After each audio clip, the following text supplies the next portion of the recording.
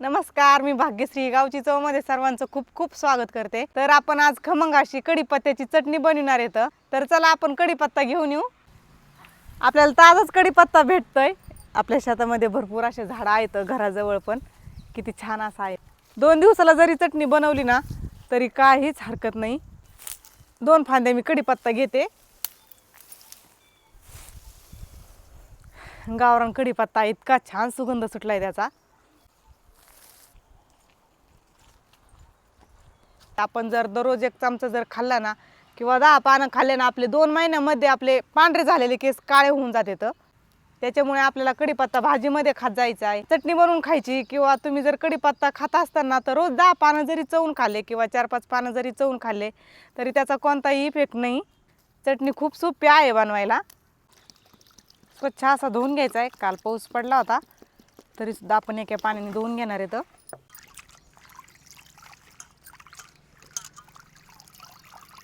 चांगला नितळून घ्यायचा आहे आणि कोरडा करून घ्यायचा आहे। आता असा झटकून घेतलं तरी चालतं, सगळं पाणी नितळून जातं आणि थोडंसं एका कापडाने पुसून घ्यायचं आहे।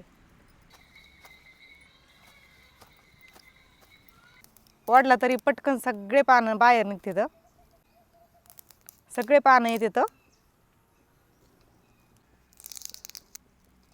खायला चटणी खूप छान लागते। तुम्ही जर आजपर्यंत कधी बनवली नसत तर नक्की बनवा। आता भरपूर कढीपत्ता आहे आपल्या इथं। आता कढई ठेवून आपण चटणीला काय काय साहित्य लागणार आहे ना ते भाजून घेऊ। थोडंसं तेल टाकून घ्यायचं कढईत। शक्यतो लोखंडाची कढईच घ्यायची भाजायला। अर्धी वाटी आपण हरभऱ्याची डाळ घेतली, ती भाजून घेऊ। डाळीऐवजी फुटाण्याची डाळ असेल ना ती पण चालती। चांगली खरपूस भाजून घ्यायची। डाळ खरपूस अशी लालसर भाजली काढून घ्यायची।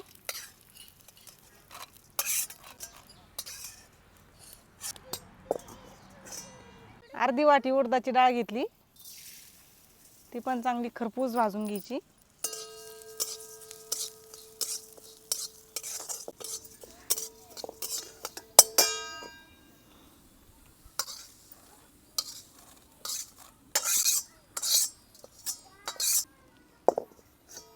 पाऊण वाटी शेंगदाणे, ते पण भाजून घ्यायचे।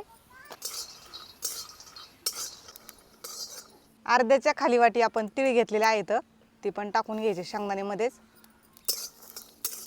शेंगदाण्यामध्ये भाजायला टाकले ना बाहेर उडत नाहीत मग।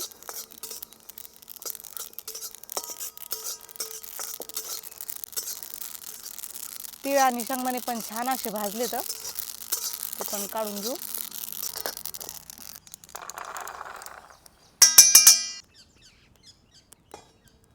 अर्धी वाटी किसलेलं खोबरं घेतलंय, ते सुद्धा आपल्याला भाजून घ्यायचंय।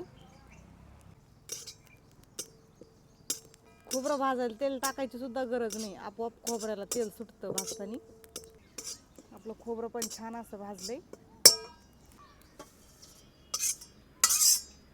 1 कांडी लसणाची सोलून घेतली, ती सुद्धा थोडी गरम करून घ्यायची। खमंग चटणी लागते थोडासा असा लसूण भाजून घेतल्याच्या नंतर। हे सुद्धा काढून घेऊ।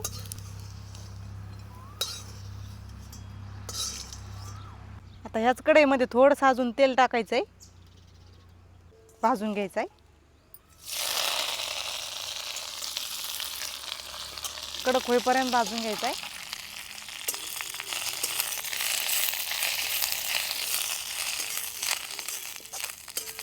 थोडंसं जाळ कमी करू, चांगला कडक होईल मग। कुरकुरीत झाला पाहिजे अशा पद्धतीने आपल्याला भाजून घ्यायचा आहे। कढीपत्ता पण आपला चांगला असा गरम झालाय। थंड झाल्याच्या नंतर आपोआप कुरकुरीत होतो, पण काढून घेऊ।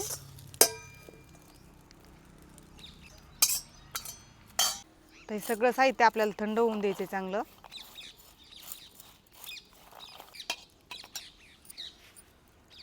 आपण आता हे बारीक कुटून घेऊ। सगळं साहित्य थंड झालंय। तुम्ही असा खलबत्ता असेल ना कुटून घेतलं तरी चालतं, खलबत्ता नसेल तर तुम्ही मिक्सरमध्ये काढलं तरी चालतं। हे काय पण खलबत्त्यासारखी चव येणार नाही आपल्या चटणीला। आता मी चांगलं असं बारीक करून घेते.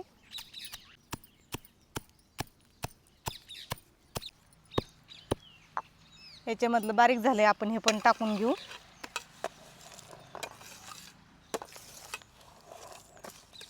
आणि हे बारीक झाल्याच्या नंतर आपण कढीपत्त्याचे पानं पण टाकून घेणार आहे त्याच्यातच.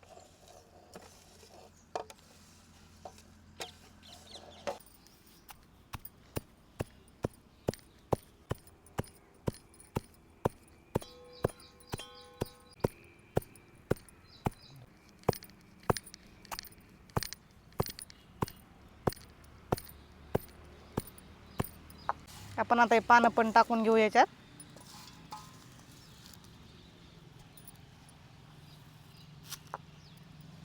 पानं पटकन बारीक होतात आणि पूर्ण गार झाल्याच्या नंतर कुरकुरीत झाले आहेत. आवाज तो येतोयच ना.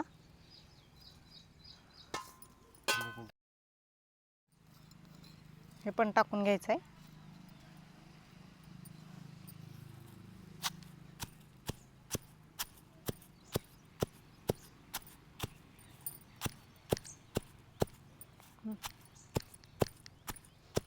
पटकन बारीक होऊन जातं आणि सुगंध तर इतका छान सुटलाय आपल्या चटणीचा.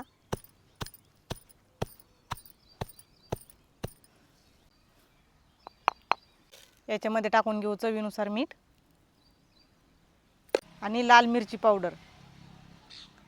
तिखट कमी जास्त करायचं असेल ना तर तुम्ही तिखट कमी टाका. आता हे सगळं आपल्याला असं बारीक कुटून घ्यायचंय.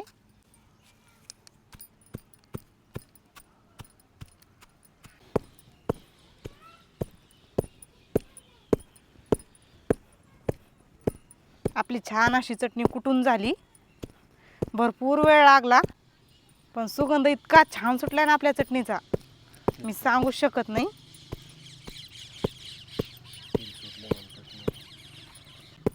आपण याच्यामध्ये खोबरं टाकलेलं आहे ना भाजून, त्याच्यामुळे आपली चटणी चोपडी तुटूक झाली. तेल घ्यायची पण गरज नाही.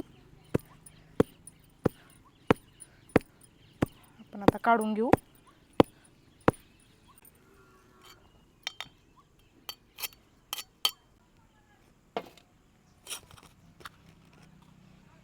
कशी काय दिसते आपली चटणी?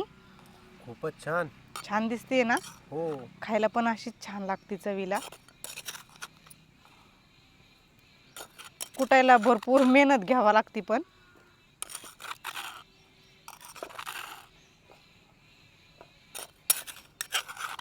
भरपूर अशी आपली चटणी झालेली आहे. ही नक्की 5 ते 6 दिवस जाईल किंवा 8 दिवस जाईल. आता मी घरी जर थोडी बनवायची असली ना 2 दिवसाची, सगळं साहित्य थोडं थोडंच घेत असते. पण आज आपल्याला व्हिडिओ बनवायचा होता, रेसिपी बनवायची होती, त्याच्यामुळे भरपूर असं साहित्य घेतलं होतं. आता ही आपल्याला चटणी 8 दिवस बरोबर जाईल आणि सगळ्यांनी रोजची 1 चमचाभर खायची, रोजच्या आहारामध्ये, रोजच्या जेवणामध्ये. या चटणीचे भरपूर असे फायदे आहेत. आपण कढीपत्ता तर असा खात नाही, तर त्याच्यामुळे कढीपत्ता तुम्ही अशा पद्धतीने खाऊ शकता. चव पण लागते आणि आपल्याला ते पोषण तत्व पण भेटतात कढीपत्त्याचे. आपल्या केसांसाठी, त्वचेसाठी, पोटासाठी, आपल्या पूर्ण शरीरामधील सर्व आजार दूर करणारी चटणी आहे. सर्व आजार दूर होते. तर भरपूर असे आजार असतात आपल्याला. कोणताही आजार म्हणलं की आपल्याला हॉस्पिटलमध्ये गेल्याशिवाय जमतच नसतं. त्याच्यामुळे घरच्या घरी तुम्ही आयुर्वेदिक पदार्थ खात जा, आयुर्वेदिक रानभाज्या खात जा, कॅल्शियम असणारे भरपूर पदार्थ खात जा. मी ह्या चटणीचे जेवढे फायदे सांगेन ना तेवढे कमीच आहेत. भरपूर असे फायदे आहेत. तुम्ही पण अशा पद्धतीने चटणी बनवा आणि मला कमेंटमध्ये नक्की कळवा कशी लागते चवीला, आणि कुणी कुणी खाल्लेले आहे ते पण मला कमेंटमध्ये कळवा. सगळ्यात महत्त्वाचं, तुम्ही जर आपलं गावची चव चॅनल सबस्क्राईब केलं नसेल ना ते पण आठवणीने सबस्क्राईब करा. तुम्हाला जर आजच्या कढीपत्त्याच्या चटणीचा व्हिडिओ आवडला असेल ना, व्हिडिओला नक्की एक लाईक करा, आपला व्हिडिओ जास्तीत जास्त शेअर करा आणि सर्वांना सांगा ही चटणी आवर्जून खात जा. तर चला पुन्हा भेटू आपण अशाच एखाद्या नवीन रेसिपीमध्ये. तोपर्यंत धन्यवाद.